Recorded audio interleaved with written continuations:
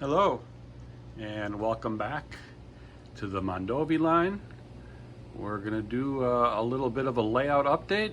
There's been a lot of subtle changes, nothing huge, but we're going to look at Osseo for a couple small things, some stuff on the farm in the back, and then this is Strum, Wisconsin here. So let's get to it. So I got a couple of kits from Bar Mills to build luggage carts. And you can see there's one here now in Osseo. It's a nice kit, lots of small parts. You have to be very patient with it. It's also helpful to paint all the parts while they're still in the laser cut holder. Use a little bit of glue and a toothpick to put it together and make sure the part's dry in between. But it's worth the time. And here's the second cart that I built. It's sitting here in Strum. And in addition to that, I got this outhouse kit from HRM Laser Kits. Bought it from Engine House Services in Green Bay, Wisconsin. It's again a nice small kit, one evening job, but it adds nice detail to the scene. Looking over Osseo, really not much change in the last month. I may have added a car, a figure, some wood details like back here at the O&N lumber yard. But other than that, not much change coming out of Osseo. So since the last update, I bought some more corn, added more corn to the farm field.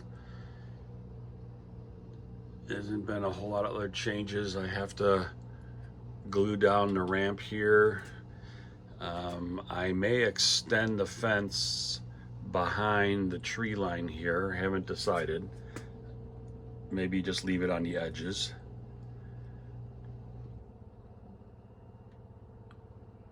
I still haven't picked up another silo yet. I have to look for those. This particular one, the company that I bought it from on eBay seems to be gone.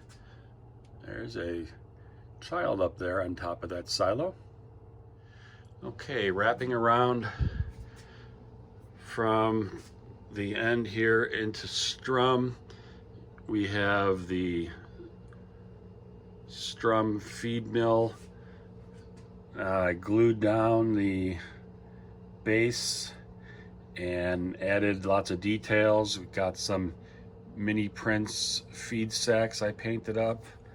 Put those on each end there.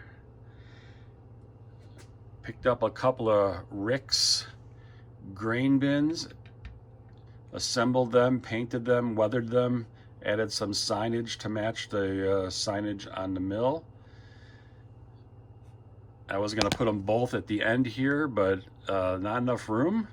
I should have moved the whole scene down about 3 inches and I could have fit them, but we'll put one here, and then I'll probably connect the tops of them and then have elevator going into the mill here.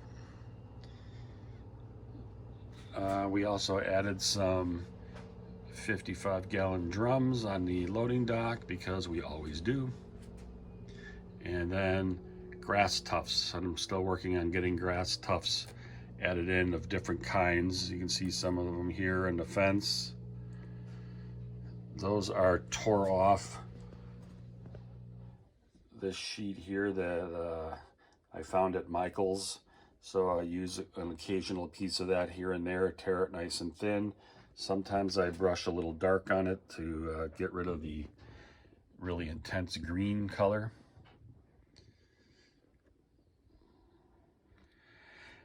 And then in Strum, I've been adding pinch and stick, some 7 and 12 millimeter grass and some tufts and some junk piles. Another one started out here. I'm gonna extend the trees kind of around the corner back here. I got another couple of dozen to flock and put in there. You can see some of this are pre-made tufts and some of it is just static grass. Then these larger shrubs here are from AK, and I found that they actually look pretty good. I just bought a couple of more packs of them in different colors. Green with some blooming flowers on them and some without. And if you cut them down, they're a little tall, so if you cut them down before you stick them in the ground, I take an awl and I poke a hole with an awl through the cork and then stick them in there. Then I use an eyedropper to dribble some alcohol water mix and then some matte medium mix over it and let it just drop over them, and it glues them down and keeps them nice and stiff. I also started ballasting the tracks. I'm using a sifted dirt and going for that tracks are in the dirt and the mud look on these sidings, and the same coming through. You can see I'm kind of hiding the ties because these are not maintained real well on a branch line. And in Strum, the Team Track loading dock was on the other side of 5th Avenue from the depot. So I put that over here, and I'm gonna also fill in lots and lots of static grass tufts to raise the height here. This is like 3 layers here of 2 millimeter, 3 different colors over brown paint. And the 2 mills elevators are on one side. There were 3 on one side, but I didn't have enough room for them. So I took the last one, which was a Monroe coal building, and I turned it around and put it back as a coal building, and that's going to be part of the O&N lumber yard. So this is going to be the parking lot of the lumber yard, and this is where we run out of scenery right here. So I have not ballasted from 5th Avenue heading west yet.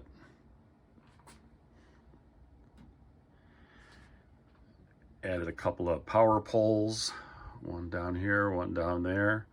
I'm gonna build some more and add those eventually as well.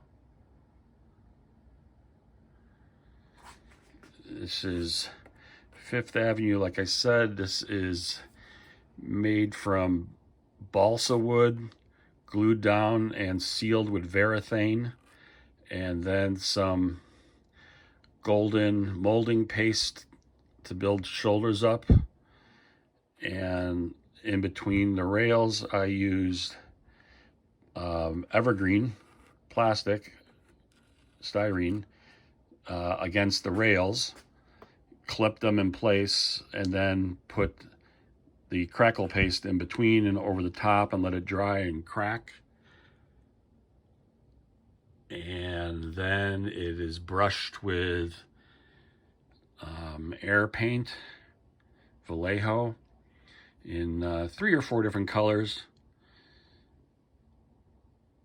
And then the dirt is built up to the road, and more tufts along the side, give you a good rural town feel. The last thing I've done is I cleared out the last half of Strum. This is about 4 feet long, and I picked the track back up, glued the cork down that was just laying loose here. So this cork has all been glued, weighted, dried, and then I cut out some ditches and spackled the edges of the track, filled in a low spot here with some fast mache. It takes longer to dry than you think. I must have put too much water in it. put a coat of paint over everything. And then last night I came down here and I soldered all the pieces of rail that needed it to make sure I got power to every piece of track. It's in here, and I painted over them here. And the track was sprayed with camo brown, and if you see the grays and browns and lighter brown and darker brown, I tried something different. I got Minwax pens and I covered some of the rails with classic gray and golden oak and walnut. And once the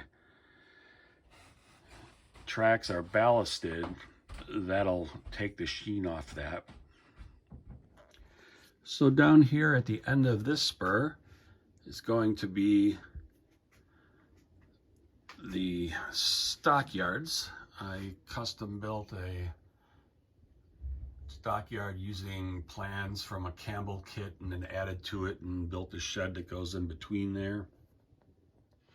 So this area will be scenic in the same dirt that I used for a parking lot, and we'll have grass tufts around it, but mostly it'll be all trampled down and dirt, and we'll be able to load a couple of cars at a time, but only on Tuesdays, because that's when the prototype did stockyard day at every town on the line. They would come in off the yard with stock cars and drop stock cars at every stockyard. When they got to the end of the line, they would load and then on the way back pick them up. Now this coal building is for the O&N lumber yard, and this is the lumber building, one of them, but I can fit one only. So the lumberyard complex will come from the road here, and I'll do this whole area with the dirt, and we'll have wood piles, and that can load and unload a couple of cars here on the same siding as the stockyard. I'm not sure about the water tower yet. I was thinking it could go in the parking lot here of the lumberyard. I also thought it might look okay over here, and that's when you come into town, but I think I like it better farther down the tracks here. So that switch right there will cover the lumberyard and the stockyard at the end. And then in between was the pickle salting station. That was Monarch Pickles, owned by the Reed Murdoch Company of Chicago. So this scene will have the 10 or so vats of pickles, and all around the back and the sides there'll be barrels, and they would get an occasional box car with sacks of salt would come in and unload, and pickle cars would come up to be loaded and taken out. So that's 3 industries on one side of the spur. And then in this area here between the tracks was a trio of oil dealers, bulk oil dealers. There was a Standard Oil dealer, a City Service dealer, and a Sinclair dealer. And I'm going to place their little buildings here and their tanks, but I haven't decided whether they're going to load from the same spur, so the tank cars would have to share the spur, or if I'll use this little runaround spur here and let the tank cars load from here. So we'll see how that fits, but this area right here will be the oil city, oil dealer type area. And then I can have a road going out or across here or something for the trucks to come in for delivery. This line right here This foam is glued down, attached. This whole end piece is just sitting loosely on top. There's going to be a view block here. It's going to be a hill covered with trees. That's probably going to come up. Maybe the hill will come up 6 inches and then another 12 inches of trees. That way, when I'm taking pictures and looking down this way, you won't see the wall in the window. And when I'm taking pictures of the end scene, you won't see the town. And that's kind of my idea, is to maximize the small space with view blocks. So that's my next project in Strum, is to start from this line here and scenic the 4 feet down to this line here and get all the ground foam and static grass in place and the ditch put together with some cattails, etc. Maybe a dark green brown bottom here with GAC 500 so it looks like water. And then start placing the buildings and work my way up and down, and then ballast at the end, and off we go. Also, I purchased a pair of Bowser RS3s, Chicago Northwestern 165 and 166. 166 seen here. And these things are quite nice. Let's start by turning on the lights in the front.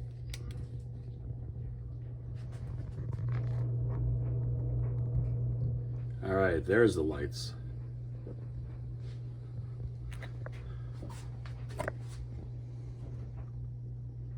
Start it up. Gotta love that Elco sound.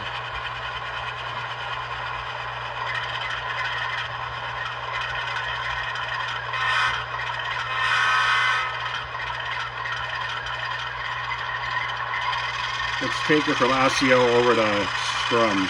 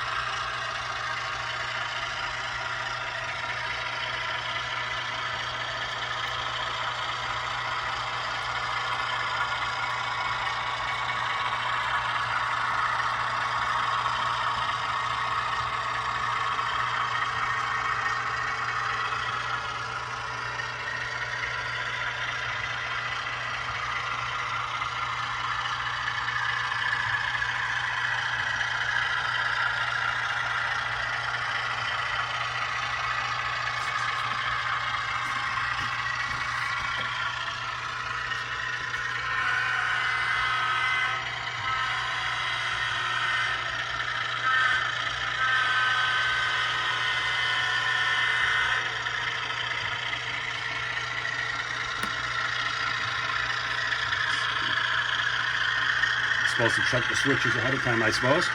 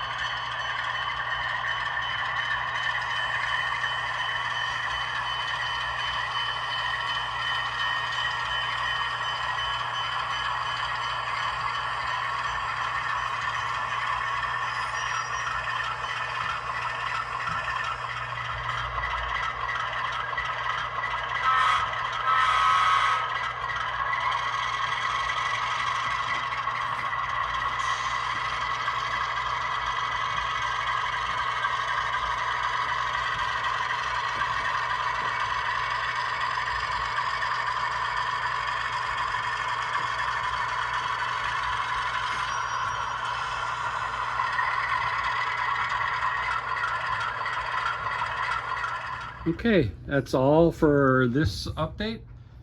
Thanks for coming by. Feel free to leave a comment, hit the like button, subscribe to the channel. Be sure, if you're on the channel, to watch the shorts, because I post short videos here and there, and also when I'm working on things and taking photographs as I'm going, I'm posting photos 5 at a time in the community tab. So thanks again for coming by, and we'll see you next time.